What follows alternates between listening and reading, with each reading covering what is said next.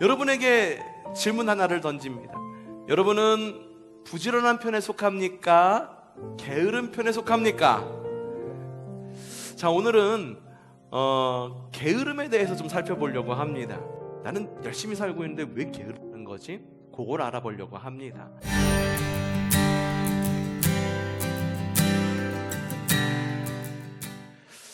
우리는 구원받아 의롭게 되었습니다. 이거를 뭐라고 그런다고 그랬죠? 칭의다라고 말씀을 드렸습니다. 구원에 대해서 말할 때. 그리고 끝내 우리는 영화롭게 될 것입니다. 주님께서 다시 오실 때 우리를 영화롭게 하실 것입니다. 그때는 우리가 부활한 새로운 부활체의 모습으로 하나님과 함께 영광스러운 완성된 하나님 나라를 살아갈 것입니다. 그리고 구원에 있어서 중요한 것이 바로 지금 우리가 이 땅에서 성화의 삶을 살아간다라고 하는 것입니다. 여러분, 성화의 삶이란 어떤 삶이냐? 구원과 영생, 과거에 받은 구원, 미래에 완성될 구원, 영생을 현재의 사건으로 여겨서 구원을 누리는 삶이 바로 성화의 삶입니다. 여러분, 통장에 한 10억쯤 다들 가지고 계시지요? 저만 가지고 있는 줄 알았어요. 저만 가지고 있는 줄 알았는데 다들 가지고 계시더라고요. 근데 이거 꽁꽁 싸매기만 있는 거예요. 꽁꽁 싸매는 거예요. 그냥 죽을 때까지 아끼고 사는 거예요. 그러다가 다 놓고 하나님 만나러 가는 거예요. 여러분, 하나님 나라에서 돈은 필요 없어요. 돈은 필요 없어요. 어떤 사람이 그런 이야기가 있죠. 정말 내가 귀히 여기는 모든 재산을 금덩이로 바꿔서 하늘나라를 갔대요. 이미 한 이야기인데 기억하실지 모르겠어. 그 베드로가 반갑게 맞이해 주는 거야. 아무개 권사님, 아무개 장로님 잘 오셨습니다. 하나님 나라 잘 오셨습니다. 축하합니다. 반갑습니다. 베드로 사도님 만나게 돼서 반갑습니다. 소식 많이 들었습니다. 성경 말씀을 통해서 이야기 많이 들었습니다. 반갑습니다. 이제서야 만나보게 되네요. 끌어안고 막 우는 거예요. 근데 이 사람이 금덩어리로 다 바꿔 갔어. 근데 베드로 사도가 물어보는 거예요. 끌고 온 게 뭐예요? 그러니까 세상 가운데 있는 내 모든 이런 짐들, 내 재산을 다 처분해갖고 금덩이로 만들어 왔어요 라고 얘기하는 거예요. 자랑스럽게 얘기했다는 거죠. 근데 베드로가 그러는 거예요. 아이고, 아무개 권사님, 왜 우리 보도블록을 그렇게 많이 갖고 오셔가지고 깔려있는 거 보세요. 다 금덩이잖아요. 흔해요. 왜 그걸 여기서 가져오셨어요? 라고 말하면서 이 세상에 있는 거 그냥 챙겨간 그 권사님이 굉장히 좀 무안했다라고 하는 하늘나라의 소식이 들려왔습니다. 내 재산 가운데에 한 10억이 있어. 근데 이거 다 못 쓰고 죽는다 칩시다. 여러분, 억울하지 않습니까? 평생도록 뼈 빠지게 일해가지고 허리 굽어지도록 일해가지고 다 놓고 가는 것 아깝지 않으세요? 좀 누려야죠. 모아놓기만 하면 뭐합니까? 아끼고 살면 뭐예요? 내가 누리지 못하는 것. 구원도 마찬가지예요. 주님이 우리를 구원하셨는데 그거 고이 찬장에다가 넣어놓고 은행에다만 넣어놓고 꺼내 쓰지 않으면은요, 그거 정말 아까운 거거든요. 그래서 주님께서 우리에게 요구하시는 게 뭐냐면은, 이 땅 가운데에서도 구원을 좀 누리면서 살아라. 영생 줬잖아. 좀 누리면서 살아. 그 과거에 준 거 미래에 쓰려고 쟁여놓지만 말고 지금 좀 꺼내 써라라고 이야기를 하는 거예요. 주님이 이 세상에 오신 이유는 이 세상에게 생명을 주기 위해서 이 땅 가운데 오셨습니다. 여러분, 생명을 얻으셨나요? 구원 받으셨습니까? 근데 그뿐만 아니라 우리가 그 생명을 갖고 지금 풍성한 삶을 살게 하시려고 우리를 구원하신 겁니다. 그러니 구원이라고 하는 것 잘 꺼내 주십시오. 그리고 이런 풍성한 삶, 우리가 구원을 누림으로 같이 살아가는 이 풍성한 삶이라고 하는 것은 끊임없는 성화의 노력을 통해서, 그리고 온전해지기를 힘쓰는 가운데에 온전히 누릴 수가 있는 거예요. 누가 옆에서 그러는 거예요. 너 통장 안에 있는 거 좀 써. 내가 꺼내 쓰지 않으면 소용없어요. 비밀번호 누가 아는 것도 아니고 내가 그 안에 있는 거를 꺼내 써야죠. 은행 가서 찾아야죠. 찬장에 있는 숨겨놓은 여러 가지 본차이나 무슨 영국에서 수입된 여러 그릇들 꺼내 써야죠. 그 누구도 해줄 수 없는 것이 바로 성화의 삶이다라고 하는 거예요. 그렇기 때문에 성화의 삶이라는 모습은 성화의 삶이다라고 하는 모습은 행동으로 표현되게 되어 있습니다. 착하게 살려고, 선하게 살려고, 그리스도인다운 모습으로 살아가려고. 그래서 주님은 우리가 풍성한 삶을 위해 우리의 삶이 변화되기를 원하시는 거예요. 각종 중독으로부터 해방되기를 원하십니다. 알코올 중독으로부터, 약물 중독으로부터, 도박, 일, 그리고 지나친 자기애라는 것으로부터 우리가 해방되기를 원해요. 여러분의 삶 가운데에 스스로의 나의 해방일지가 많이 쓰여지기를 바랍니다.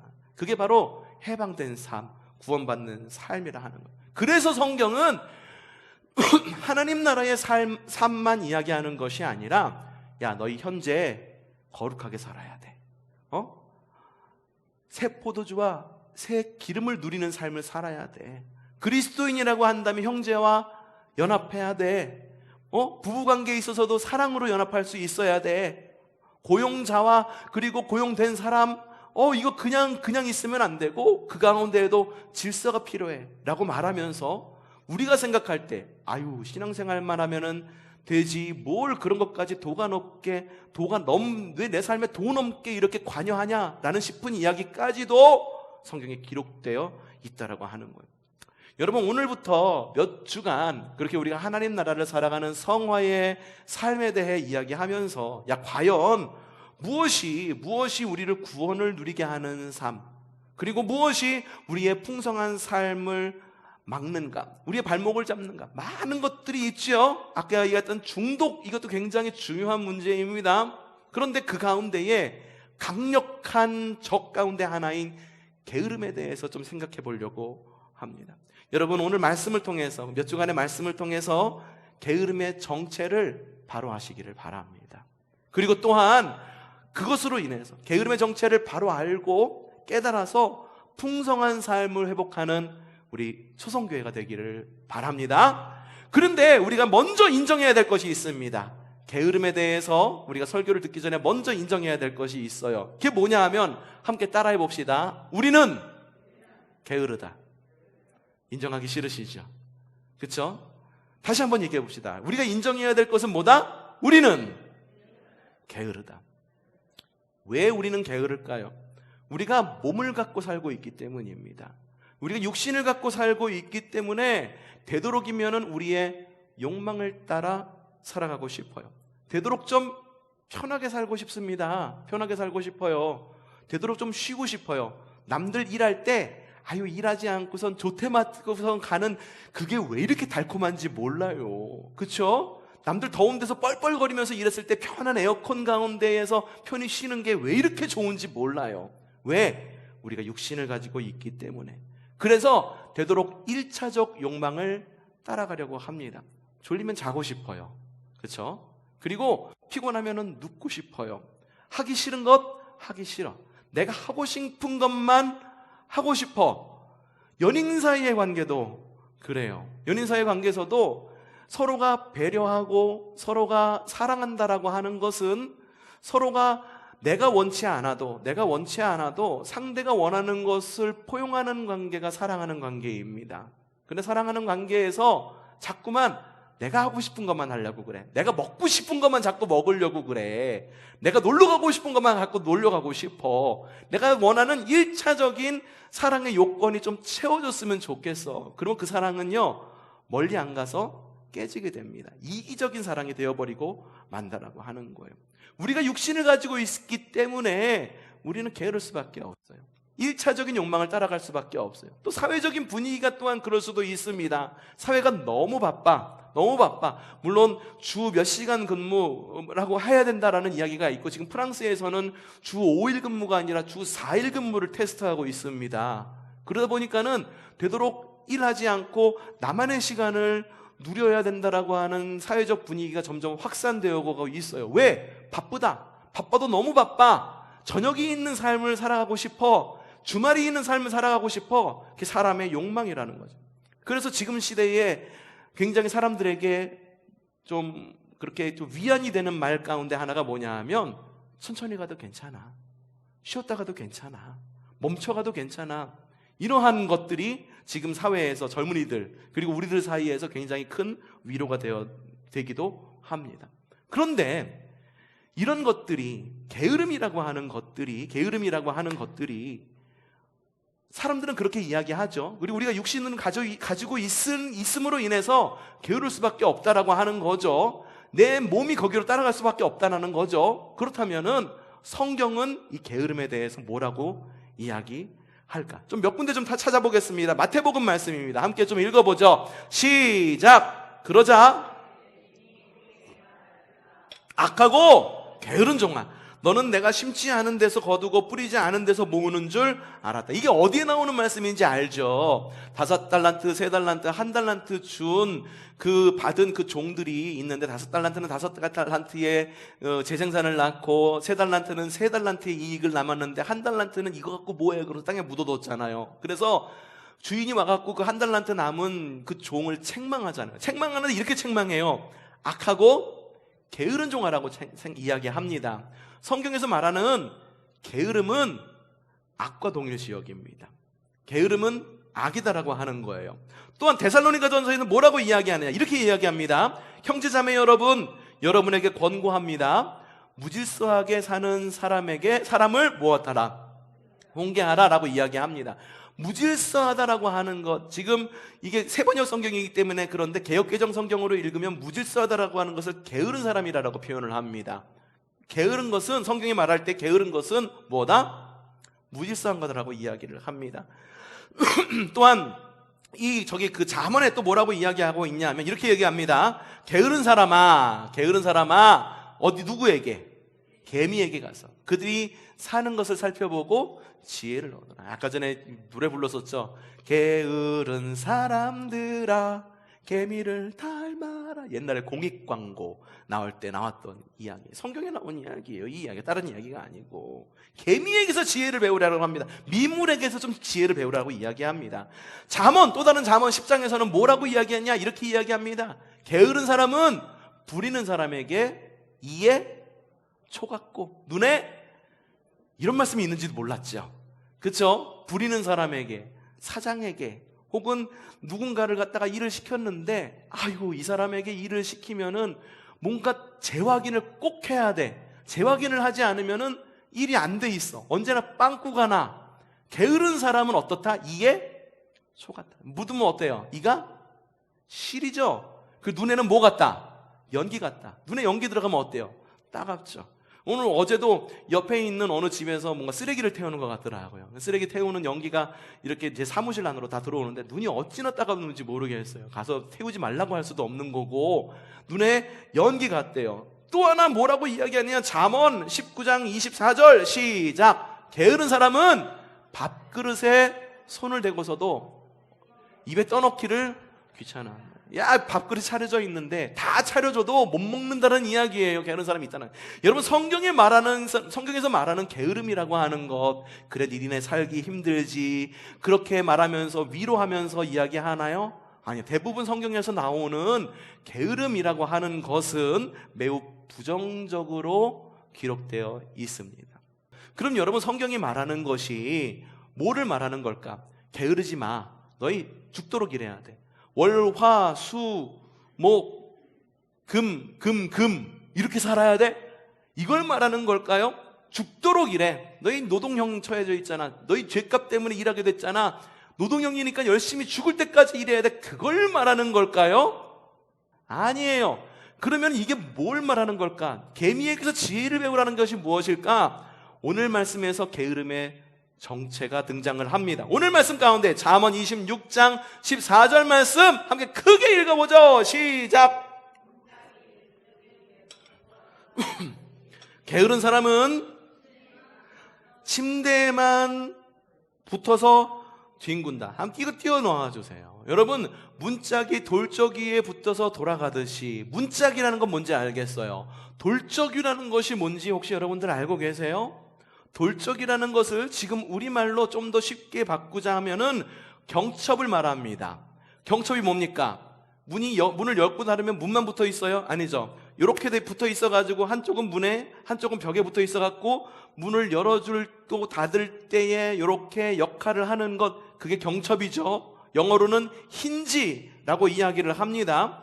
문짝이 경첩에 붙어서 돌아가듯이 게으른 사람은 침대에만 붙어서 뒹군다라고 이야기를 하고 있어요. 침대에만 붙어서 뒹군다라는 거는 침대에만 붙어서 뒹굴뒹굴거려서 게으르다라는 말을 표현하는 걸까? 저는 오늘 이 말씀을, 침대라고 하는 이 말씀을, 침대라는 것을 저는 좀 하나의 상징, 하나의 비유라고 좀 생각을 했어요. 게으른 사람은 자신만의 침대를 가지고 있어. 자신만의 습관을 가지고 있어. 루틴이라고 하면 루틴을 가지고 있어요. 삶이 도드리표예요. 도드리표예요. 거기만 빙글빙글 돌아. 거기서 안주해. 침대에 누워서 안락하게 잠을 청하듯이 내 삶에 안주합니다. 발전이 없어요. 그래서 말씀의 의미가 뭐냐면 이겁니다. 게으른 사람은 문에 따라 경첩이 움직이듯이 나만의 침대들, 그것들이 다른 것일 수도 있어요. 나만의 무엇인 것들이 나에게 평안을 주는 것, 나에게 안도감을 주는 것, 그것들이 경첩이 되어서 벗어나지 못하고 거기서 뺑글뺑글 돌고 벗어나지 못하는 것, 그것이 바로 게으름이다라고 이야기를 하고 있는 거예요. 여러분, 여러분의 삶은 보면 어떻습니까? 뺑글뺑글 열심히 살아요. 정말 열심히. 이 말을 들으면은요, 어떠한 대답을 얻을 수 있냐면 이런 거예요. 나 게으르게 살지 않는데, 내가 얼마나 바쁘게 사는데 라고 반문을 할 수도 있어요. 주중에도 얼마나 바쁘게 살고 주말에도 얼마나 교회에서 사역을 열심히 하는데 라고 말할 수 있어요. 하지만 틀렸습니다.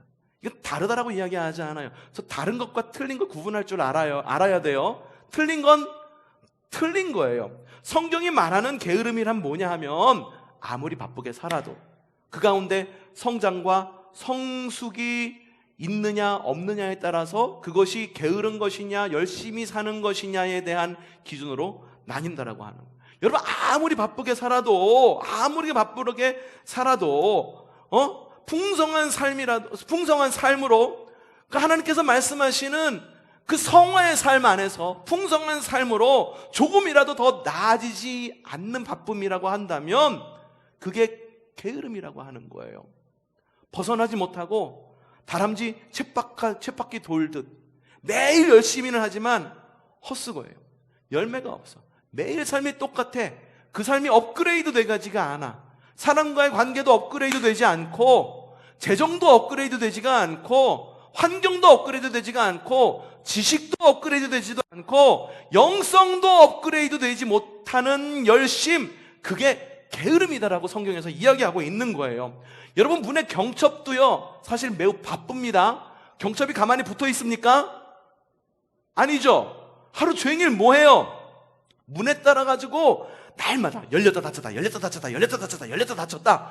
경첩도 열심히 일을 합니다. 매우 바쁘게 말해요. 하지만 다 바쁘게 살아요. 경첩도. 하지만 문제가 있는데 변화가 없어. 거기서 벗어나지를 못해. 경첩이 꿈을 꾸는 거예요. 나도 성장해가지고 문처럼 사람들을 드나들게 할 수 있는 사명을 갖는 그런 문이 될 거야 라고 하는 사명감이 없어요. 경첩은 경첩인 거예요. 토마토 노래 아세요? 나는야 케찹 될 거야. 나는 뭐 될 거라고 그러지? 유치원 선생님 나는 뭐 된다고 그래요? 주스 될 거야? 나는 그 다음에 춤출 거야? 마지막에 춤출 거야? 야, 이거 참 자신의 존재에 대한 노래인데, 이거는 내가 커서 무엇이 될 것인가, 지금의 나는 무엇이고 앞으로 무엇이 될 것인가. 케첩 된다? 좀 잔인하긴 하다. 어쨌든 꿈을 가진 토마토라고 하는 거예요. 경첩은요 꿈이 없어. 아무리 열심히 해도 토마토 주스가 되는 것처럼 바뀔 수 없고, 토마토가 토마토 잼이 되는 것처럼 바뀔 수가 없는 거예요. 경첩은 경첩이에요. 매일 그냥 그 문에 따라서 바빴을 뿐이에요. 자신이 능동적으로 움직이니까 경첩은 아니죠. 문이 움직여야지만 경첩이 움직여야 해요. 오늘 말씀이 바로 그런 의미를 담고 있다라고 하는 거예요. 여러분, 바쁜 삶이라고 그래갖고 주님 앞에서 부지런한 것인 줄 아십니까? 절대 아니다라고 하는 거예요. 더 정확한 목표가 없이, 그냥 더 나아지려는 갈망 없이 그냥 그 삶이 편한 거요. 그 삶이 편한 거요. 그래서 그 삶이 좋게 말하면 루틴, 나쁘게 말하면은 그냥 다람쥐 쳇바퀴 돌듯이 고김서만 그냥 꼬물꼬물 하면서 살아가는 것, 삶의 변화가 없는 것. 만약에 우리의 삶이 바쁘더라도 그런 것이 보인다고 한다면 무엇을 점검해야 될까? 내가 게으른 것은 아닌가? 내가 삶이 그냥 이 삶이 편해가지고 다람쥐 쳇바퀴 돌듯이 맨날 만나는 사람만 만나고 편한 사람만 만나고 삶의 발전이 없어. 더 나아지려는 무언가가 없어. 더 나아지지도 않아. 그럴 때 뭘 체크해야 된다? 내가 게으른 것이 아닌가를 체크해 보아야 된다라고 하는 거예요. 주중에는 바쁘게 모임도 가져요. 주말에는 열심히 예배해. 하지만 여전히 마음 가운데에는 허전함이 채워지지가 않아. 갈망함이 여전히 남아있어. 나아지려는 삶의 모습도 보여지지 않아. 그리스도인으로서 이렇게 살아야겠다라는 마음의 결심도 없어. 그동안 내가 성경 못 읽었으니까는 시냇가에 심은 나무 통에 가고 열심히 한번 성경 읽어봐야 되지 라고 하는 마음에 찔림도 없어. 그냥 마음에 불편함만 있어. 그리고 불만만 있어. 그럴 때에는 뭐냐 하면 그저 나의 삶이 경첩처럼 그냥 그 삶의 자리에서 벗어나기 싫고 바쁘게 움직였을 뿐이다라고 하는 거예요. 여러분, 경첩처럼 그렇게 살아가다 보니까는 문에 의해서 이끌려 다니고 문이 여닫힐 때마다 같이 움직여야 되니까는, 그러다 보니까는 경첩처럼 이렇게 문에 이끌려다 보니까는 매우 피곤합니다. 몸이 피곤해요. 남들 움직일 때 내가 움직여야 되니까, 상황이 움직일 때 같이 움직여야 되니까, 주식할 때 남들 팔을 때 같이 팔아야 되니까, 날마다 이걸 갖다가 확인하니까는 얼마나 불편합니까? 영이 피곤해요. 마음이 피곤해요. 우리의 육신이 피곤해요. 매우 피곤하다 보니까는 정해진 의무 이외에는 되도록 하지 않으려고 해요. 요건 나한테 주어진 거니까 요것만 해야지. 그렇습니다. 되도록 하지 않으려고 그래요. 내가 한 것 의무 다 했으니까는 나는 할 목 다 한 거야 라는 생각이 합니다. 발전이 없습니다. 그래서 게으름의 껍데기만 남게 됩니다. 여러분, 이럴 때 우리는요, 마음을 들이는 신앙생활을 할 수가 없어요. 내 마음이 분주한데, 정리되지 않은 삶 가운데에 이 자리에 나왔는데 어떻게 마음을 들이는 신앙생활을 할 수 있겠어? 교회 가니까는 의무만 남아있더라. 난 내 삶도 바빠 죽겠는데, 아유, 아무개 권사님, 아무개 집사님 좀 나오시죠 하면 들리는 이야기가 꼭 이거예요. 바빠서요. 뭐 바쁘세요? 아르바이트 가야 돼요. 뭐 해야 돼요? 뭐 해야 돼요? 친척집 가야 돼요. 어디 가야 돼요? 어디 가야 돼요? 뭐 이렇게 바빠요? 매우 바빠요. 바쁘다라고 그래서 그것이 내가 열심히 산다라는 것이 아니거든요. 신앙생활이 불가해요. 그리고 신앙생활이 불가능하고 몸이 바쁘고 몸이 피곤하니까, 남에 따라서 환경에 따라서 움직이니까는 몸이 움직이기 싫고 영이 움직이기 싫고 마음이 움직이기 싫으니까는 무엇이 나를 사로잡냐 하면은 정욕과 욕망이 나를 사로잡습니다. 하고 싶은 것만 하고 싶은 거예요. 눕고 싶은 거죠. 그래서 오늘 성경에서 뭐라고 이야기해요? 침대라는 표현을 쓰고 있죠. 자꾸만 눕고 싶어, 자고 싶어, 자도 끝도 없이 자고 싶어, 안주하고 싶어, 발전의 여지가 없다라고 하는 거예요. 여러분, 이러한 모습은요, 공동체 안에서도 굉장히 위험한 결과를 낳습니다. 이러한 게으름은요, 전염성이 굉장히 높아요. 변종 코로나보다 훨씬 더 전염성이 높습니다. 야, 내가 살기 힘들어, 내가 하기 싫어, 부담돼, 나도 안 할 테니까 어떻게 해? 너도 하지 마. 이런 분위기를 만들어요. 그리고 어떻게 되냐면 점점 상향 편준화가 돼가지고선 점점 더 나아지는 교회가, 공동체가 아니라 점점 하향 평준화가 돼. 안 하는 교회, 못하는 교회, 능력 없는 교회, 능력 없는 공동체가 되어버리고 만다라고 하는 거죠. 게으름이란 바로 이런 겁니다. 여러분, 어떤 삶을 살아가고 싶습니까? 여러분은 충분히 건강한 그리스도인의 삶을 살아가고 있습니까? 아니면은 남들 따라서 살기 바빠가지고 분주해가지고 그게 바쁜 삶이 근면한 삶이 아니라니까요. 그 가운데 나의 성장이 없고 성숙이 없으면 성경에서는 그걸 보고 게으르다라고 이야기한다라고 하니까요. 여러분, 건강한 그리스도인이 되시기를 바랍니다. 성화의 삶을 충실히 잘 살아가는 여러분들 되시기를 바랍니다. 구원을 살아내십시오. 살아내는데 게으르지 마십시오. 하나님 앞에서 근면하여서 성장과 성숙이 있는 여러분들 되시기를 바랍니다. 자, 그러면 우리가 게으른 그리스도인이 되지 않으려면 어떻게 해야 될까? 첫 번째 함께 말해봅시다. 분명한 목표를 가져야 된다. 여러분, 사실 게으른 사람에게도 꿈은 있습니다. 예, 꿈은 있어요. 되고자 하는 모습, 이루고자 하는 무엇이 분명히 있어요. 하지만 꿈은 꿈일 뿐 삶의 목표는 아니다라고 하는 거예요. 꿈은 꿈일 뿐 삶의 목표는 아니다라고. 2002년에 꿈은 이루어진다. 막 카드 섹션도 하고 그랬죠. 꿈은 이루어진다고 카드 섹션만 한다라고 그래서 축구가 이기나요? 안 이겨요. 꿈은 이루어진다고 카드 섹션 한다고 해서 축구가 이기나? 아니에요. 축구가 이기려면 어떻게 해야 됩니까? 노력을 해야죠. 축구 선수가 뛰어야죠. 축구 선수가 필드에서 뛸 때 꿈은 이루어진다라고 이야기하고 관중석에 있는 사람도 열심히 응원할 때 그래야지 8강, 4강까지 가는 거예요. 여러분, 목표라고 하는 것이 뭔지 아세요? 꿈이라고 하는 것과 목표라고 하는 것 차이는요, 과연 그 가운데에 내 자신을 불태워서 실제적인 삶의 변화와 삶의 업그레이드가 있는가, 그것 차이가 있다는 것을 여러분들 기억하셔야 됩니다. 꿈은 누구나 꿀 수 있습니다. 하지만 꿈은 누구나 이룰 수 있는 것이 아닙니다. 꿈을 이루는 사람은 누군지 아세요? 그 목표를 향해서 열심히 나아가는 사람만이 꿈을 이룰 수가 있는 거예요. 꿈만을 원해. 그래갖고 꿈만 꿔. 그러면은요, 이거는요, 한낱 희망사항에 불과하다라고 하는 거예요. 두 번째, 여러분 게으른 그리스도인이 되지 않으려면 두 번째 따라합시다. 성실함과 부지런함으로 살아가십시오. 다시 한번, 성실함과 부지런함으로 살아가십시오. 당연하죠. 당연하죠. 게으른 사람이 되지 않으려면 성실해야 되죠. 부지런해야 되죠.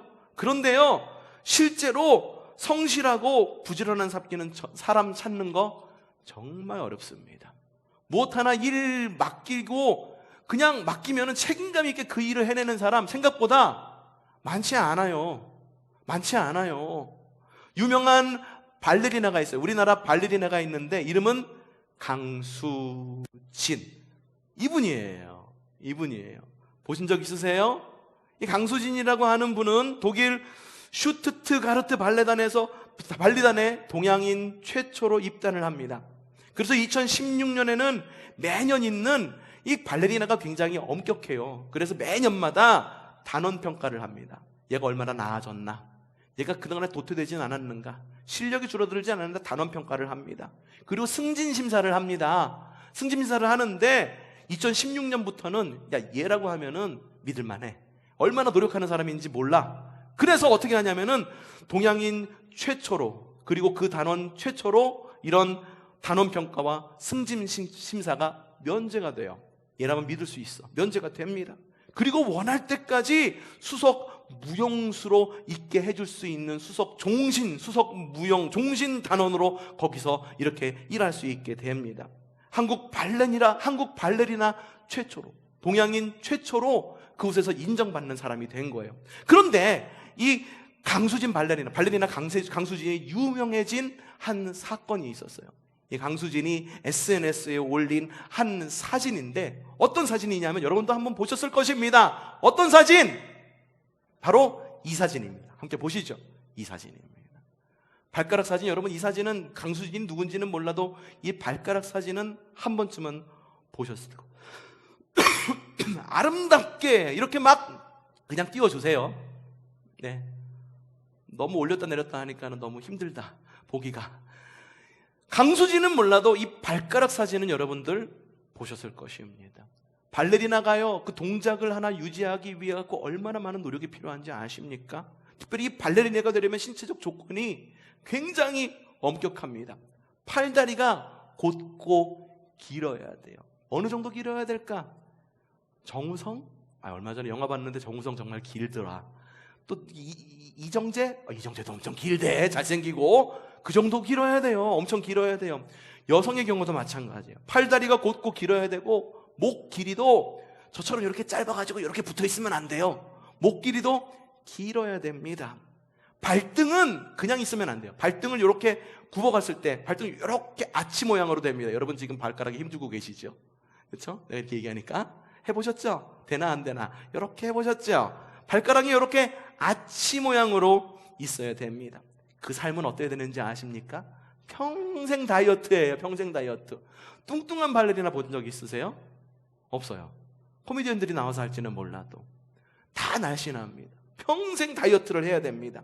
그런데 이 강수진에게 아주 치명적인 약점이 있었었는데, 목도 곧아요. 팔다리도 길어요. 목도 길고 팔다리도 긴데 발등 모양이 아치 모양이 아닌 거예요. 이걸 극복하기 위해서 강수진이 얼마나 노력을 했는지. 물론 그 시대에 이걸 관리해주는 사람도 없었어. 그러니까 그 스스로 이 발등을 아치 모양으로 만들려고 얼마나 노력을 했는지 여러분이 보는 저 발가락 모습으로 발가락이 변형이 된 거예요. 강수진의 뛰어난 모습, 아름다운 무대의 모습만 보았던 우리에게 저 사진은 정말로 충격적이지 않았을 거예요. 얼마나 노력했을까? 이 한 장의 사진에서 아름다운 발레 동작을 위한 초인적인 연습을 엿볼 수 있지 않느냐는 거예요. 여러분 꿈이 있으십니까? 여러분 꿈이 있으세요? 꿈이 있으세요? 개인적인 꿈이 있으세요? 공동체적인 꿈이 있습니까? 혹은 하나님께서 우리에게 주신 성화의 삶으로의 꿈이 있습니까? 여러분 게으름을 떨쳐내고 꿈이 목표로 변화되는 놀라운 업그레이드 역사가 여러분들 가운데 있기를 바랍니다. 꿈을 꿈만으로 놔두지 마십시오.